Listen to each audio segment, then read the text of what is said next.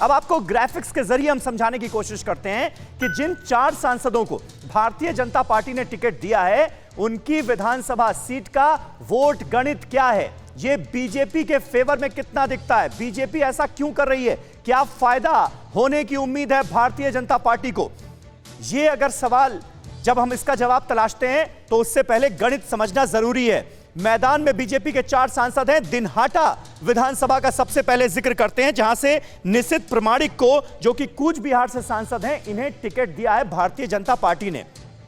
अब ये राजवंशी समुदाय से ताल्लुक रखते हैं और दिनहाटा विधानसभा का अगर आप गणित देखेंगे तो एससी वोटर्स 41%, एसटी वोटर 0.4% और मुस्लिम वोटर्स 32% यहां पर हैं। लेकिन भारतीय जनता पार्टी यह उम्मीद कर रही है कि इस सीट से अगर निशित प्रमाणिक लड़ते हैं तो इससे पार्टी को फायदा होगा, क्योंकि इलाके में राजवंशी समुदाय की संख्या ज्यादा है और इसी फायदे की उम्मीद में निशित प्रमाणिक, जो कि कूच बिहार से सांसद हैं, भारतीय जनता पार्टी के लोकसभा में कूच बिहार से पहुंचे थे, उन्हें यहां से विधायकी का टिकट दिया गया है।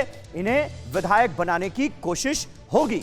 तो ये बीजेपी के 4 सांसद जिन्हें इस बार विधानसभा चुनावों में उतारा गया है भारतीय जनता पार्टी की तरफ से, उनकी हम सीटों का गणित आपको समझा रहे हैं ताकि इस फैसले के पीछे की वजह जो है वो सामने आ सके। इसके अलावा टॉलीगंज विधानसभा, बाबुल सुप्रियो जो कि केंद्रीय मंत्री हैं, सांसद हैं बीजेपी के, उनकी सीट पर जो गणित है वो समझिए। एससी कैंडिडेट्स 4%, मुस्लिम कैंडिडेट 4%।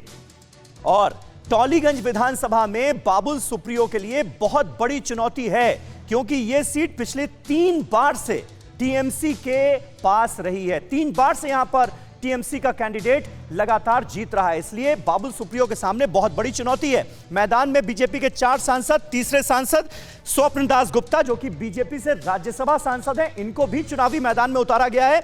पश्चिम बंगाल में ये बीजेपी के थिंक टैंक माने जाते हैं, बड़ा चेहरा है। लेकिन तारकेश्वर विधानसभा सीट का गणित समझिए। एससी वोटर्स जो हैं वो 27%, एसटी वोटर्स 5% और मुस्लिम वोटर्स 10% यहां पर इस सीट पर हैं। और भारतीय जनता पार्टी ने इसीलिए इनका चुनाव किया है, क्योंकि इस सीट पर लग रहा है बीजेपी कि बीजेपी का कमल खिल सकता है। वहीं लॉकेट चैटर्जी जो कि सांसद हैं हुगली से, इनको भी विधानसभा मैदान में उतार दिया गया है, चुनावी मैदान में उतार दिया गया है। चुनचुड़ा विधानसभा सीट से इनको टिकट दिया गया है, लॉकेट चैटर्जी को मैदान में उतारा गया। पश्चिम बंगाल में बीजेपी की महासचिव हैं, एक जाना पहचाना चेहरा है बंगाल की सियासत से जुड़ा हुआ। और चुनचुड़ा विधानसभा का जो गणित है वो ये है कि एससी वोटर्स 22%, एसटी वोटर्स 4% और मुस्लिम वोटर्स 7%।